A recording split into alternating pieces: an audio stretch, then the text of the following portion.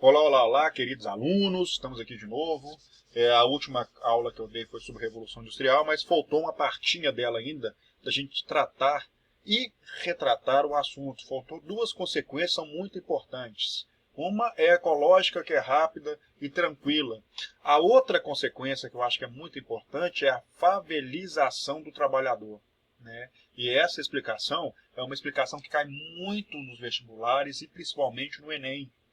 Tem uma habilidade específica, né, de entender como é que essa tecnologia altera a vida do homem e por que é uma forma de revolução. Ah, mas a violência está aí, nas relações humanas sendo alteradas, né? A destruição da natureza é violenta, sim, né? Muda toda a perspectiva do ser humano, adoece mais o ser humano também, né, de certo ponto de vista, segundo alguns psicólogos. Então, vamos lá. Quais das consequências da Revolução Industrial, qual vai ser a consequência ecológica? Obviamente, uma maior necessidade de matéria-prima, quanto mais matéria-prima, mais destruição, né? A razão não é a capacidade do homem de absorver o meio. Então perceba uma coisa que é muito importante e que é tratado por Weber de uma forma maravilhosa, né? Esse mundo mágico, né? Cria-se aqui um sagrado na sociedade. Qual que é o sagrado? O novo sagrado está surgindo aqui, é o progresso.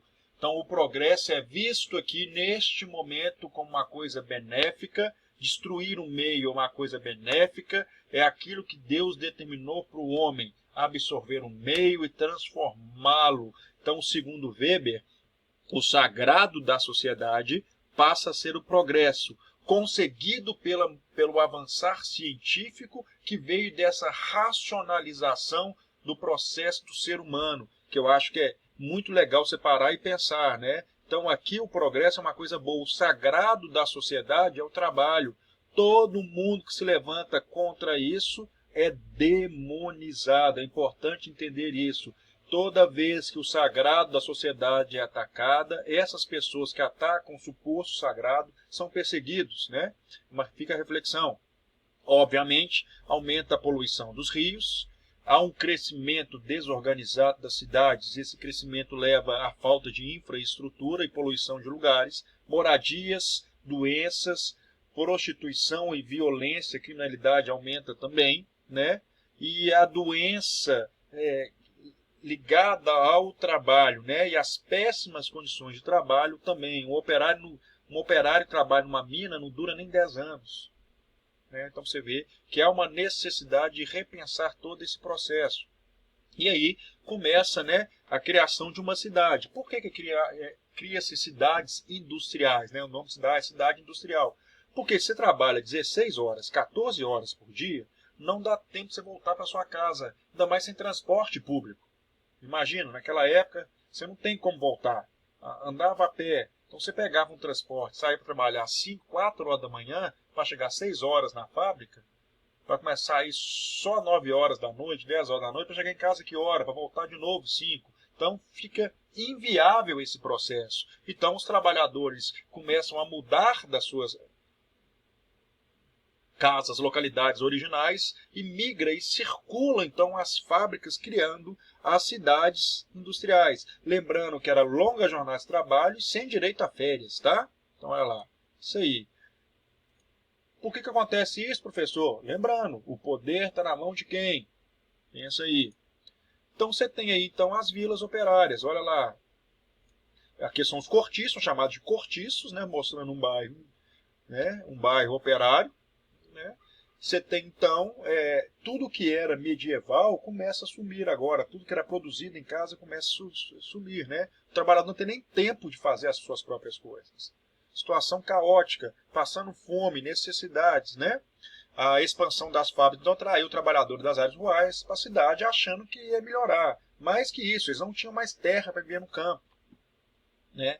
E aí, então, o que eu acabei de falar, dos enclosure lands, né? Que é os cercamentos para fazer melhoramento nas terras. Aqui está a foto de alguns cercamentos, beleza? Então, a classe operária começa a perceber, então, que ela precisa lutar pelos seus direitos. Só que essa conscientização da classe operária, ela demora mais ou menos 110 anos. É um processo longo de criação de uma mentalidade. E ela é intensificada com o surgimento de Karl Marx, que vai denunciar o que era feito nas fábricas. Entenda que tudo o que é falado tem um contexto. Tá? Você não pode pegar um contexto e levar e aplicar de outra forma em qualquer outro lugar. Chama-se anacronismo. Causa um erro de análise histórica, beleza? Então você tem as máquinas, né? Todo o processo, essa vida é responsável pelo desemprego e pelas misérias, a jornada de trabalho altíssima, então os operários começam a se organizar então em sindicatos, beleza? E em 1824, o parlamento inglês começa a criar leis contra os sindicatos, falando que os sindicatos são ilegais. Se são ilegais, podem ser punidos pelo Estado e pela polícia. Olha o Estado sendo um aparelho de uma classe específica, a burguesia, né, para que ela se mantenha no poder.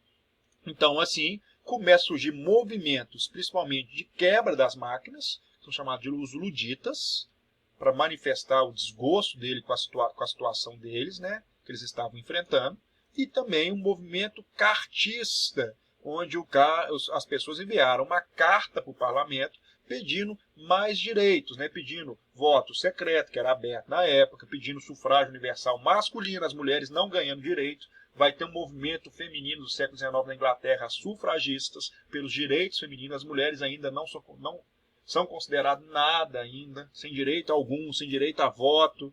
Então é uma sociedade muito desigual, com um voto censitário, só votava burguês ou quem tem renda, percebendo que a burguesia se aliou à nobreza, né, nesse domínio, e eles então mandaram essa carta pedindo isso. Tá?